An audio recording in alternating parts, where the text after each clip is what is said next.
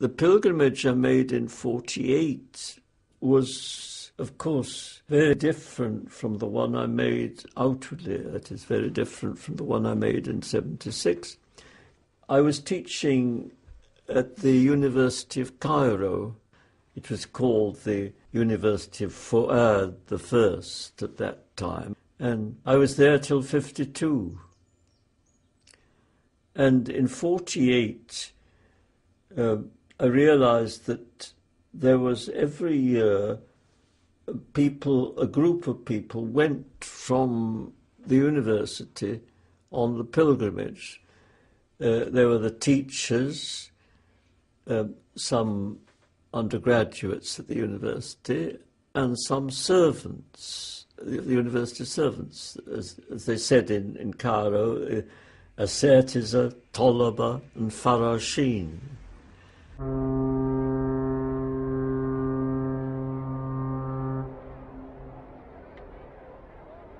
We went by train to the port, and then we went by boat down the Red Sea to Jeddah. It took 4 days. In those days, the kisveh was woven in Egypt, a tradition from the Middle Ages. Actually, we were on the boat with the kisveh. The kisveh was on our boat being brought to Jeddah.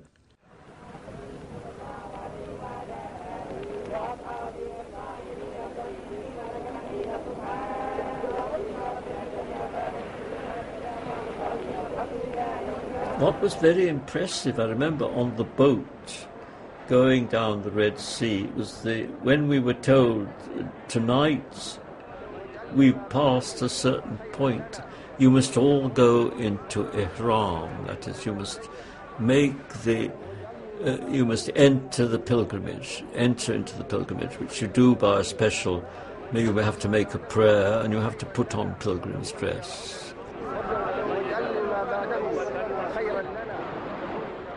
It was exceedingly impressive after that day how people were changed. Everybody's life was changed. You see, there are certain rules for the pilgrimage. You not only have to wear special dress, but there are also other rules which are not absolute, but you have to. It does affect one's behavior. You have to keep a guard on your tongue. You're allowed to speak, but you're not allowed to hold long conversations. And above all, you have to avoid speaking angrily to anybody. You have to think of spiritual things. You have to think of death.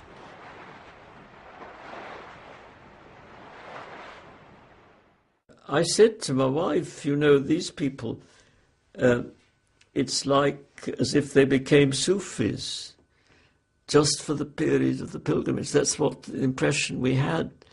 Their lives were changed. They were really serious people thinking about heaven, about God, and talking in the same way. It was really a wonderful experience that, to be again with these transformed people on the boat. It was a spiritual help to us.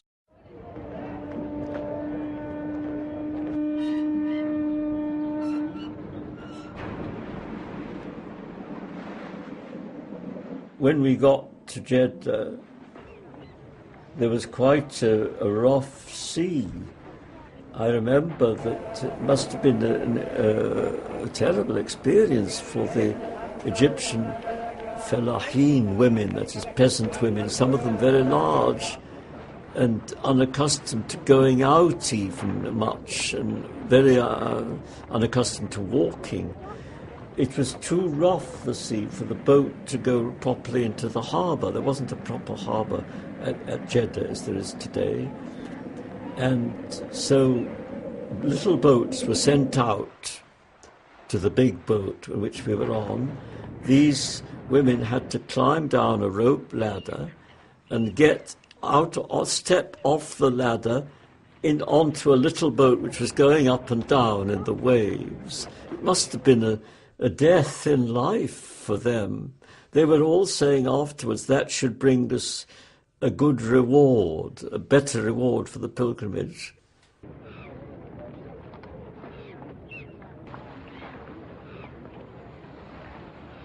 As English people, my wife and I, they wanted to make sure that we were really Muslims, because we had certificates. We'd entered Islam, both of us, 10 years previously, but they didn't pay any attention to certificates of Islam. They said, no, we want to examine you. So we had to wait in Jeddah till they could collect 3 elderly men who asked us questions about Islam to see whether we really were Muslims, and then we were allowed to go. They asked us very simple questions like, how many prayers are there in the day, for example, and how many raka'at do you have to pray in the afternoon prayer, that sort of thing, you see. And can you recite the Surah Al-Fatiha? Very simple questions.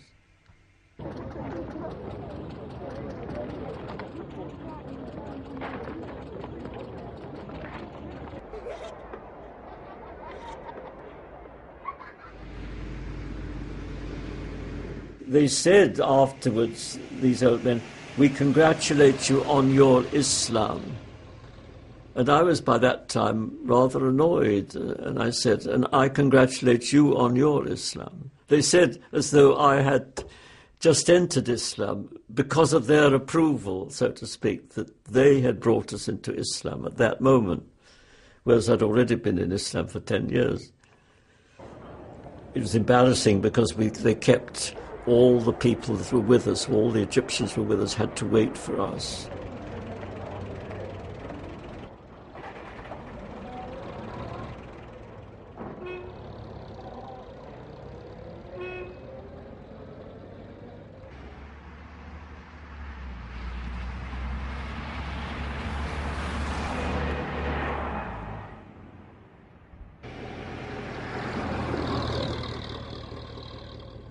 And then we arrived at the Haram in Mecca about 2 o'clock in the morning. Well, the experience of going to the Kaaba in the middle of the night, it was, of course, very, very different from what it is today. At night we couldn't see very clearly what we could see in the day, but we made the tawaf round the Kaaba. It was the first year that there was electricity in Saudi Arabia, and there was only electricity in Mecca and in Medina. Outside there was practically no electricity at all. So we were spared the torment of microphones. At that time, the Haram was surrounded by a low wall with 19 gates in it, and from every direction as you approached, you could plainly see the Kaaba, and the wall was low out of respect for the Kaaba, so that, and the buildings round the Haram were all fairly low buildings, again out of respect for the Kaaba, so that it should be the highest building in that part of Mecca.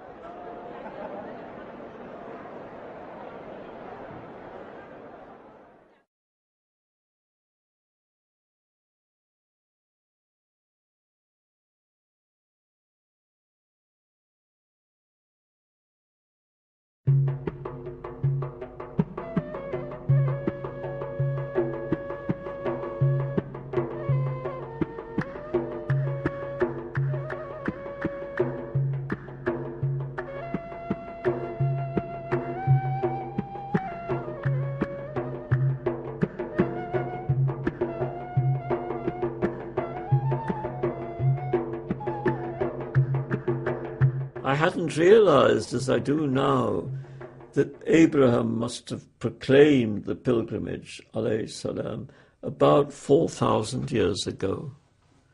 That is 1,000 years before the temple of the Jews was built. The Quran insists, of course, that Mecca is the oldest house, the Kaaba is the oldest house made for men, the oldest tabernacle. And what is not generally known is that Mecca is mentioned in the Psalms, in the Old Testament. It was called in those days Bakka. That change from B to M is linguistically not an uncommon change. And in those days, in the Psalms, it's called Bakka. And many people don't know, I don't think most people know what that means. But in the Psalms, it mentions Mecca as one of the lovable tabernacles of God, the outlying tabernacles of God. That is, the outlying shrines of Abraham. And the Jews used to visit Mecca regularly as a shrine belonging to their great ancestor Abraham, who had founded Mecca. Of course, he had built the Kaaba, he had instituted the pilgrimage.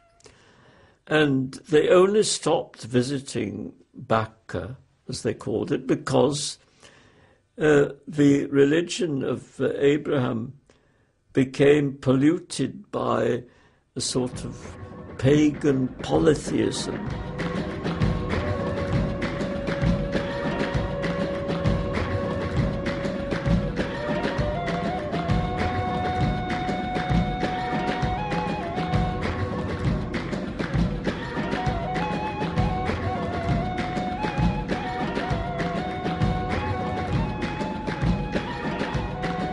There were just a few faithful followers of Abraham, that is, Orthodox people. There was a stream, a narrowing stream of orthodoxy in Mecca. They were known as the Hunafa, that is, the descendants, the spiritual descendants of Abraham. But they were becoming more and more a minute minority, and they had less and less influence. They could not protect the Kaaba from this pollution of idolatry, and they could not prevent the Arabs as a whole from ceasing to believe in the next life. This life was everything. That was what the belief was. So that for a double reason, Islam was absolutely necessary for the Arabs. The Christians could do nothing to help them. They welcomed Christians at the Kaaba, and there was an icon placed in the Kaaba of the Virgin and Child. But that was just two more gods for the Arabs of Mecca. They welcomed these additional gods to their gods, but it didn't put things right. On the contrary, Christianity was powerless to remedy the state of things in Mecca as it was. And that's why Islam had to be as exactly as it was. It was the only thing that could have brought truth and wisdom and piety back to Arabia, to have restored something of the religion of Abraham, alayhi salam.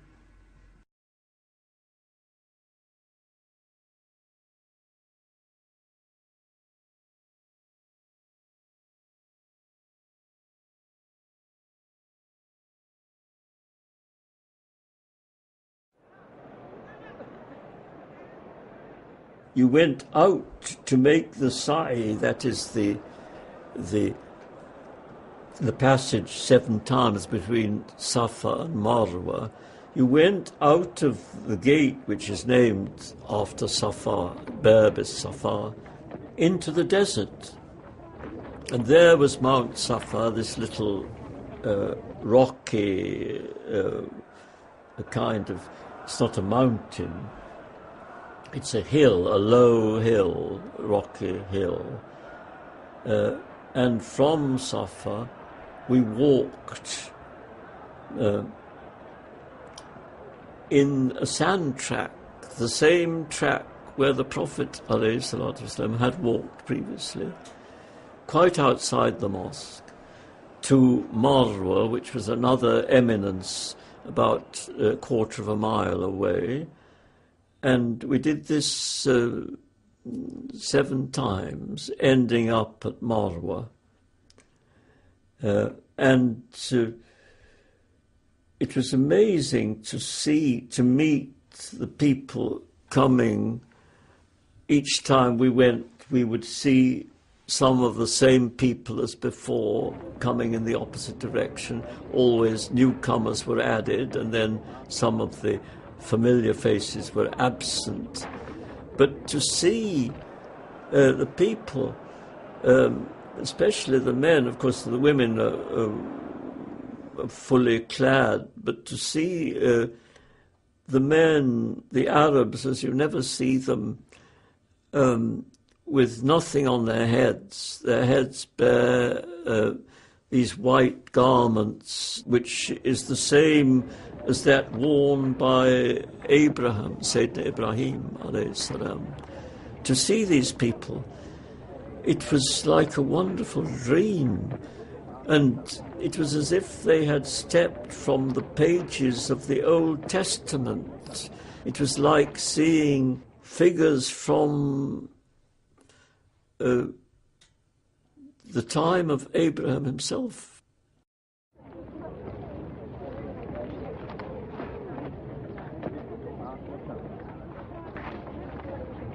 On the 8th day, when we were due to go to the valley of Mina, which is a barren valley, it was in those days, some distance from Mecca, the bus which was to take the men in our group, or half the men, was very late.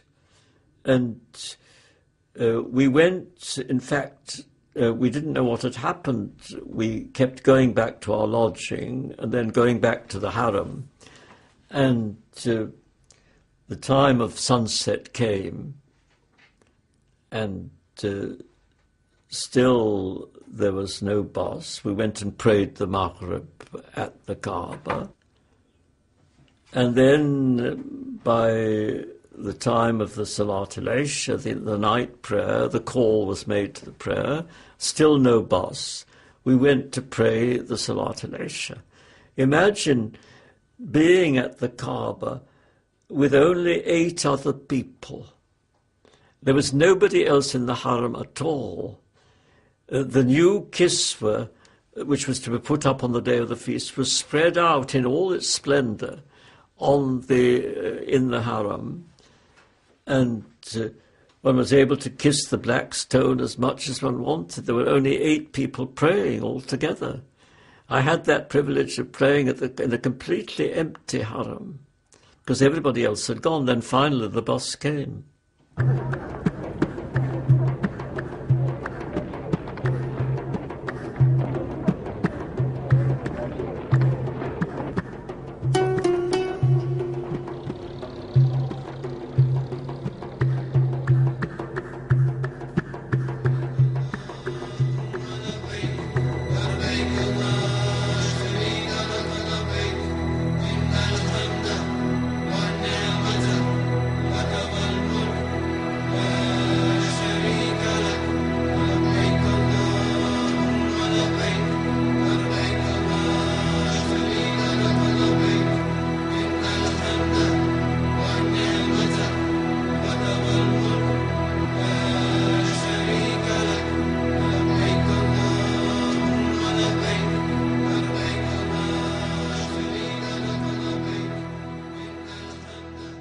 What is totally different from what takes place now is that Mina was a barren valley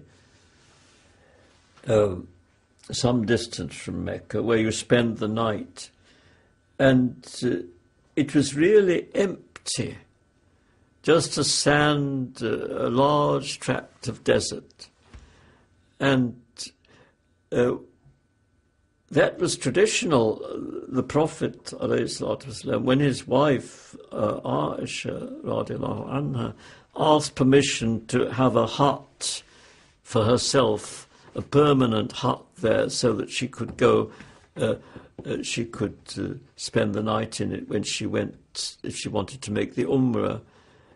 He refused to allow it. He said, no, nothing must be left. It must remain as it is, without any buildings.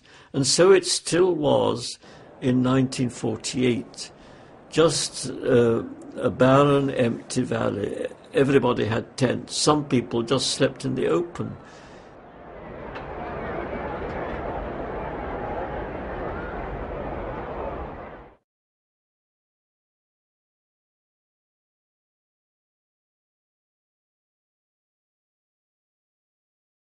From the valley of Munna, on the 9th day, you set off for Mount Arafat, which is outside the sacred precinct, but on the far side of it, that is beyond the sacred precinct. To make the pilgrimage is to return to the time of Sayyidina Ibrahim. And then once there in Mecca, you go on the pilgrimage further back. If Mecca is sacred to Abraham, Arafat is sacred to Adam. And it's said that it was on Mount Arafat that God forgave Adam for the fall. As is mentioned in the Kur'an, that God forgave Adam. And it is said traditionally that it was on Mount Arafat that this took place. Anyway, that is what Arafat represents on the pilgrimage. It's a return to our first state. And a friend of mine he wasn't on the pilgrimage that I made, but he made the pilgrimage about the same time, in the late 40s. He said that when he arrived at Arafat,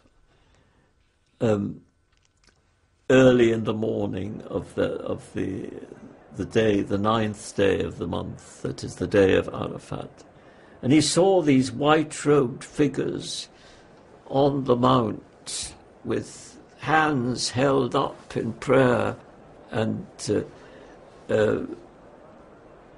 he said, I didn't know whether I was dreaming. He said, is this the end of the world? Has it already come? He was quite overcome by the spectacle.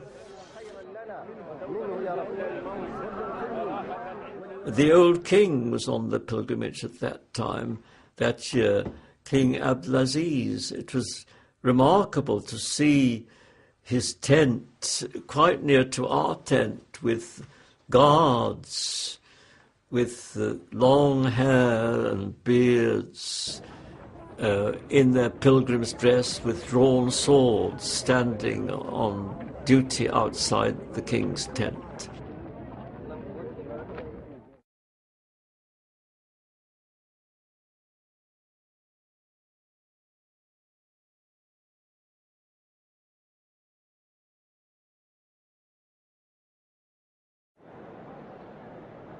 In a way, Arafat, as regards the earth, it is the highest part of the pilgrimage.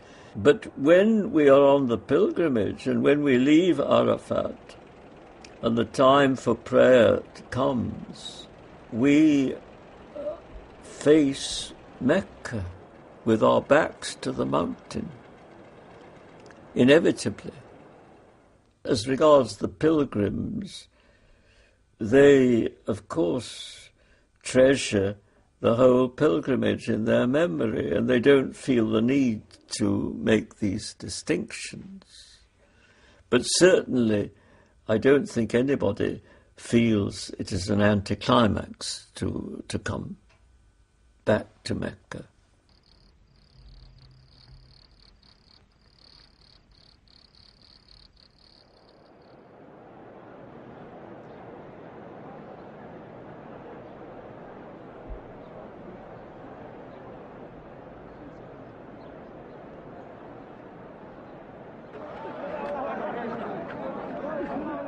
the length of the pilgrimage is a very important factor. It needs to last a certain time in order to make its full impression on the people. They need to be penetrated by the blessing of the pilgrimage itself. I think that some of the pilgrims never quite recover from the pilgrimage, in a good sense of recover, but they don't go back to altogether to their previous life. It makes such an impression on them.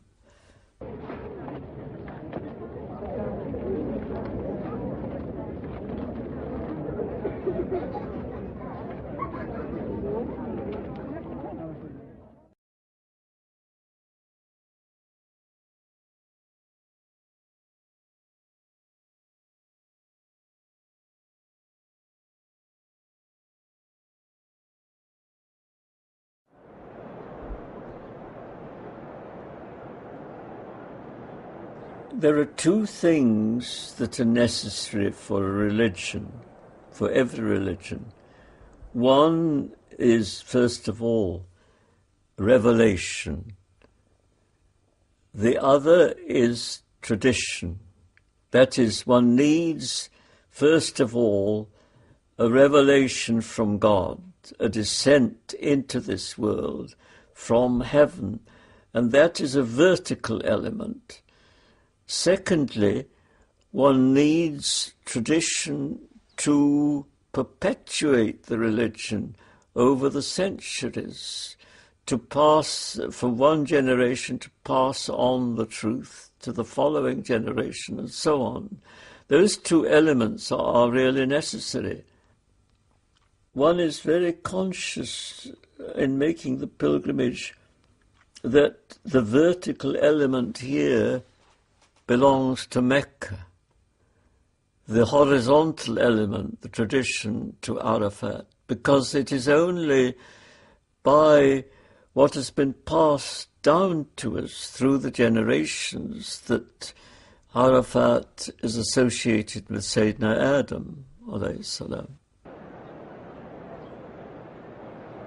One is nearer to heaven at the Kaaba than one is anywhere else one has experienced, and that is the case.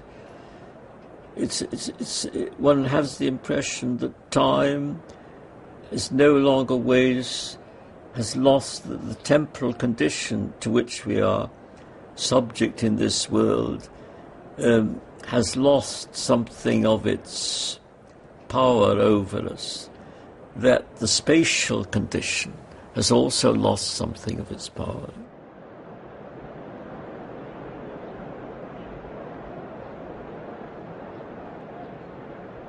One feels also that somehow the barrier between heaven and earth has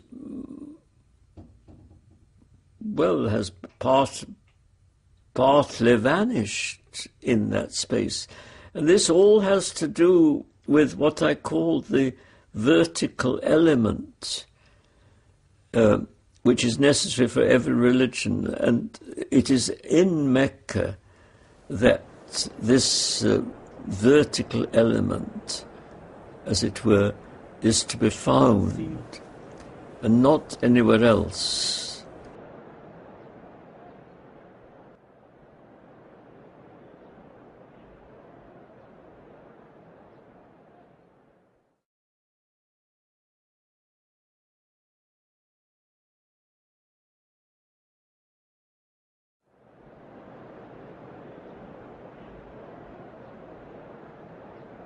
When I made the pilgrimage in 1976, as I say, the Valley of Minna was like a suburb of any European town, with all the modern blemishes. Everything that one dislikes about modern towns was there, practically speaking. And Arafat itself, you didn't get the impression anymore of a really holy place. It was too crowded. There was no spectacle in 48. You could see the mount distinct from other places. For me, in 76, I have no impression of Arafat as I did making the first pilgrimage.